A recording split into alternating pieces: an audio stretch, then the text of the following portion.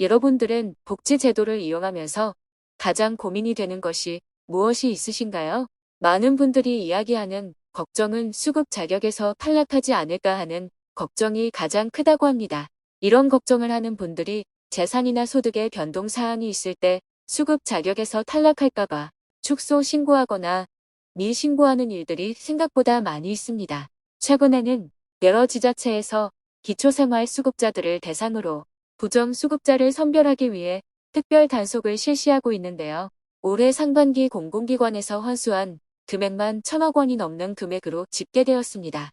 부정수급 의심 가구에 대하여 지자체는 반기 1회 또는 연 1회, 소득과 재산이 확인되지 않는 대상자는 주기적으로 확인 조사를 하고 있고, 부정수급은 지자체 조사 외에도 주변에서 발견하게 되면 직접 신고를 할 수 있는데요. 만약 부정수급자를 신고하는 경우 많게는 수급액의 30%에 달하는 포상금이 지급된다고 합니다.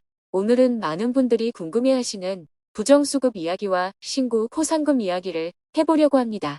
영상 시청 전 먼저 구독과 좋아요 한 번씩만 부탁드립니다. 안녕하세요. 복지 김여사입니다. 많은 분들이 궁금해하시는 부정수급과 부정수급자 신고 포상금에 대해 알아보겠습니다. 요즘은 복지제도의 허점이나 속임수를 이용하여 부정수급을 하는 사람들이 늘면서 뉴스에서도 쉽게 접할 수 있게 되었습니다. 예로 광주에 사는 A씨는 수억 원의 수익이 있었지만 기초생활수급비를 받기 위해 지자체를 속이고 지인의 계좌를 이용하여 수급비를 부정수급하다 적발되었는데, 이처럼 고의로 부정수급을 하는 경우도 있지만 부정수급인지 잘 몰라서 수급 금액을 환수당하기도 하는데요. 어떤 분은 어머니와 아버지께서는 10년이 넘도록 별거 중이고 어머니는 근로능력이 없으셔서 기초생활수급자가 되셨는데, 최근 건강이 너무 안 좋아져서 별거 중이던 아버지께서 어머니를 가끔 돌봐주셨다고 합니다. 하지만 시청 직원분이 이 사실을 알고는 부정수급으로 지원받은 금액을 환수하겠다고 말하고 갔다고 하는데요. 이처럼 어려운 상황에 놓여 있고 수급비를 받아 생활을 해야만 하는 경우에도 부정수급에 해당될 수 있으니 주의해야겠습니다.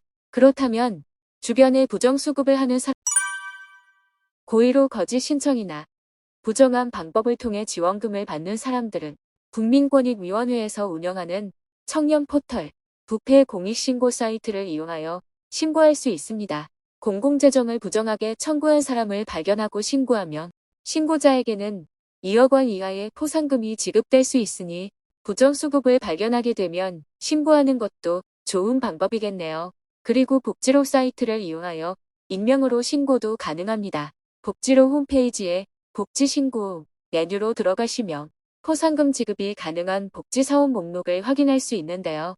대표적으로 생계급여, 의료급여, 보육 관련 바우처, 기초연금 등 해당 표에 나와 있는 복지제도들은 포상금 수령이 가능해 복지로에서 익명으로 신고하셔도 됩니다.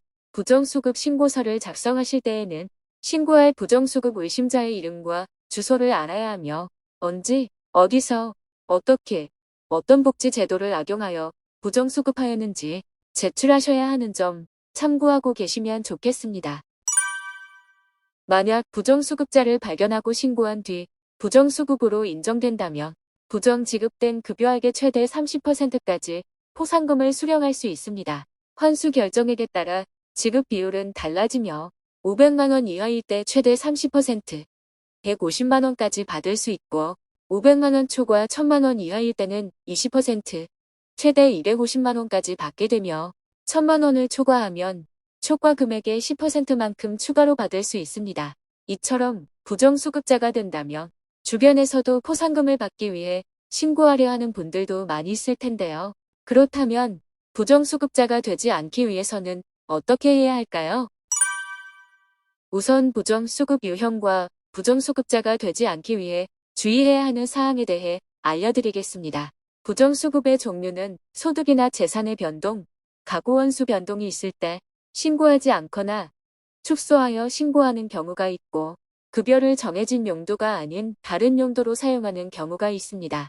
특히 소득이나 재산의 변동을 축소, 미신고하는 경우는 고의로 하는 경우가 많지만 가구원수 변동에 대해서는 잘 모르는 분들이 많이 있습니다.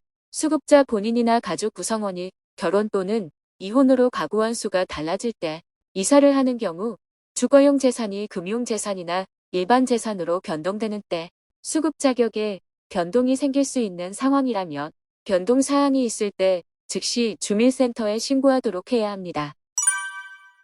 정부에서는 부정수급자들이 왜 부정수급을 할 수밖에 없는 상황이 되었는지 알 필요가 있는 것 같습니다. 현실적인 복지정책이 시행된다면 부정수급이 생기지 않을 수 있었는데 완전하지 않은 복지제도가 부정수급자를 만들어내는 것은 아닌지 걱정이 되기도 합니다. 오늘은 부정수급자를 신고하여 포상금을 받을 수 있는 제도와 부정수급자가 안 되는 방법을 알려드렸습니다. 영상이 도움이 되셨다면 구독과 좋아요 한 번씩만 부탁드립니다.